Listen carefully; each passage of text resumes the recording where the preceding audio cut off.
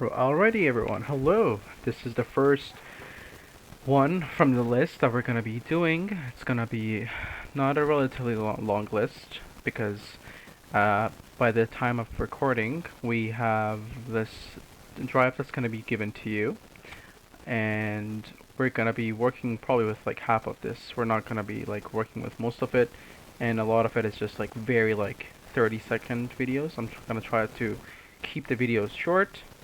I'm Puya, by the way. I'm going to be your instructor, and I'm not going to go into my background because that's not important. We just need to focus on cleaning up and motion capture. Alright, so, as you probably know, Motion Builder, you don't know, it is the most still in the AAA industry, animation, and technically still video games when it comes to motion capture. Motion Builder is the best software when it comes to motion capture handling and motion capture cleanup.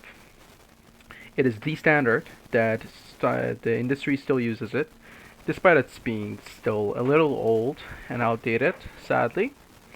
But it is what it is. Always the best practices are not the ones that the AAA industry uses, which is sad, but that's fine. Anyways, so as long as we can always like to complain about this software, believe me, it's still the best. The things that it provides to you, the amount of controls, you don't have to freaking go animate everything all by your hand in Maya and all those softwares. Anyways, that's the introduction to Motion Builder. Like every other 3D software, when you open it for the first ever time, you're like, what the heck is going on my screen? What is this? What is that? These icons are so ugly. What's happening in here?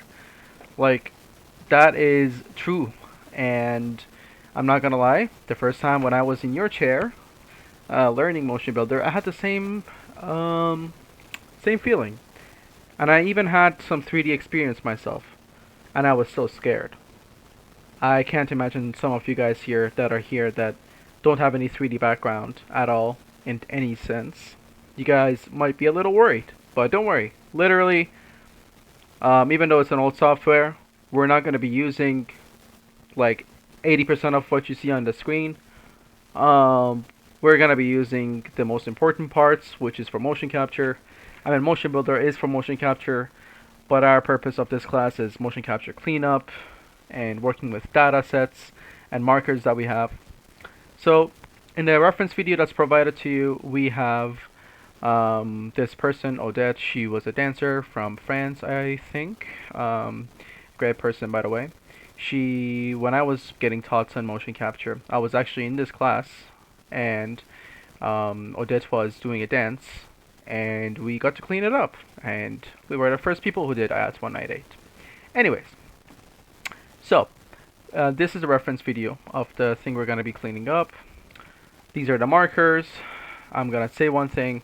When you're doing cleanup in motion capture, please and please and please keep going back to the reference video, unless if it's too obvious, because you don't want to get rid of motion data as much as possible, because what motion capture cleanup is that when this character dances, some of these markers will get turned off because it stops being tracked and all that, and this would create problems like jittery, lags, the arm would go through the body. If the person's proportions is not the same as the mesh that you're working with, the skeletal mesh or the rig or whatever you want to call it, that also creates problems, and a lot of other stuff. But mainly, it's the markers turning off and just technical issues related. Anyways, so we have the reference video, and always remember the original intention of the actor is the most important. I'm going to keep going back to this over time, but the original intention of the actor means, aka, like, the actual movement that's in the reference video is more important than anything you're doing here, because if you go steer off in your own place, you're not doing what the original actor was doing, right? So, which is something to clear in your mind. Anyways, okay, let's actually get to it. So, we have all these files by the time of the recording. These were the files that were provided. They will be probably updated over time. We're not going to be using the ones that have Capu in them. We're just going to be using the one that have Bruno in them. So two of these files, we're not going to even be working with them. We're just going to be working with these mostly. This one is literally a single step of this one, basically, like these two. And, sorry, I meant more like these two, yeah. And same as, like, a lot of it is going to be just, like, very, very quick. This is just an introduction video. That's why I'm going to take a little longer. And the part that we're actually cleaning up, that's also going to be the part that's going to be longer.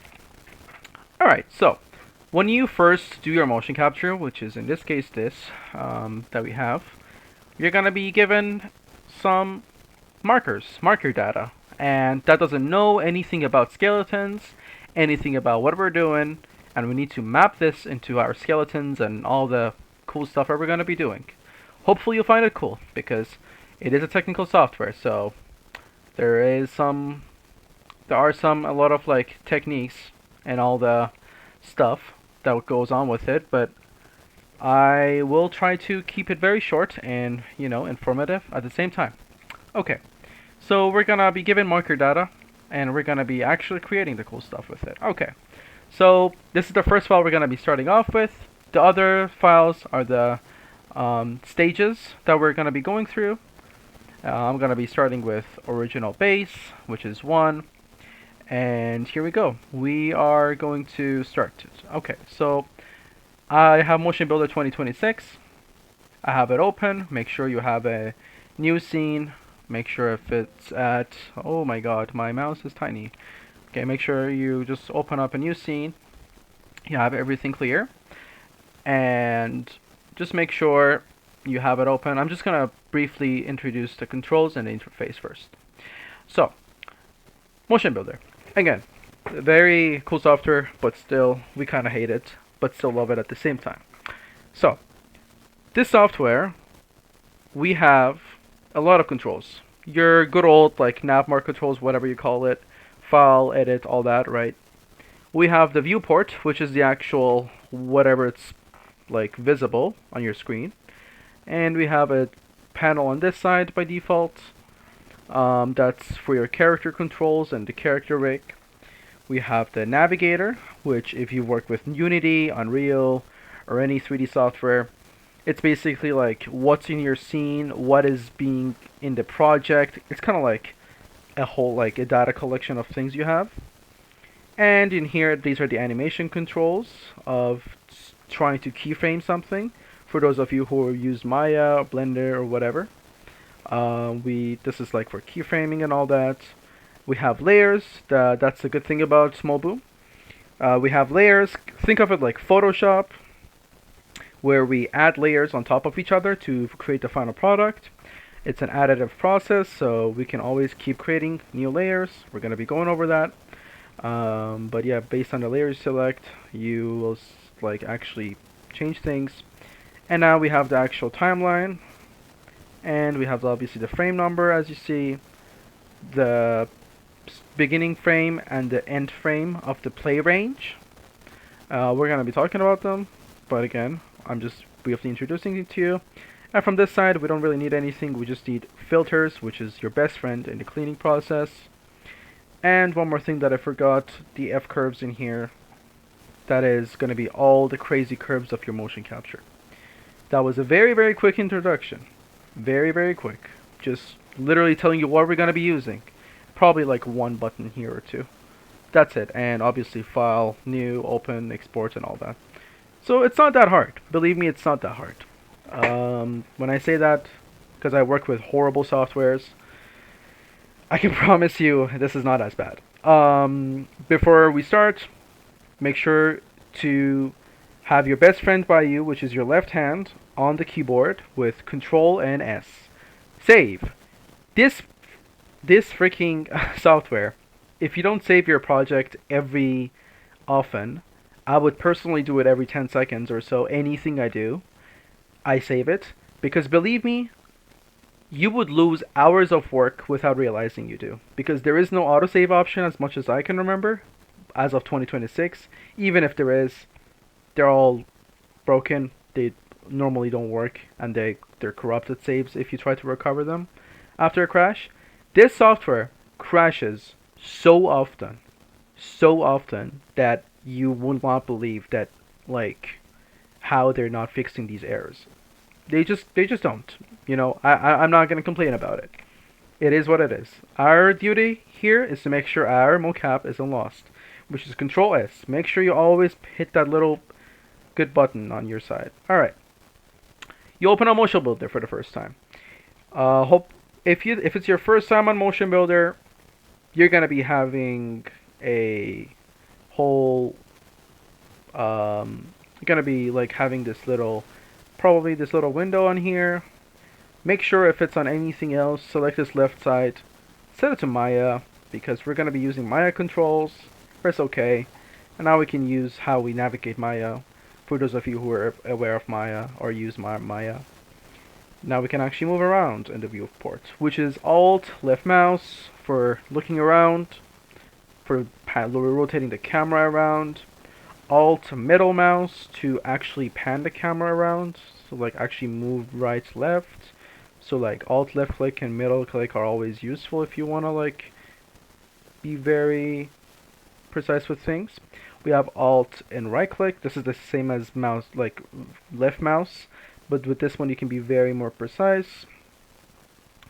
And that's it. That's it as much as I can remember. And obviously, when you hold down Shift, you can select multiple things at the same time. Okay, so let's just get started. This was very quick. Let's just actually now bring in our files. Try to download the files that was given to you. We're gonna be starting with this. And again, I'm not gonna be like these are not different files. These are the same. This is the same process, but in different checkpoints. So if you happen to forget saving, which we have you backed up because of all this right now, but if this was a client, you would be kind of screwed. So be a little grateful that we're not like those clients. We gave you the checkpoints.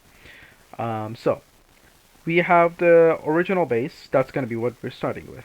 So I'm just going to drag this to the project. And if you have an option to FBX open, just FBX open. Don't do FBX merge for this one because this is the first thing you have. If you didn't screw around like I did, if I do it here, boom, FBX open, press Alt takes. These are all the animations that you're having in this file. You might be having many, but right now doesn't matter. I'm just going to do Alt takes, and boom, we have some markers. All right. This is the part that we're going to be now actually getting into, bringing the actor, doing all this stuff, and starting the preparation for cleanup.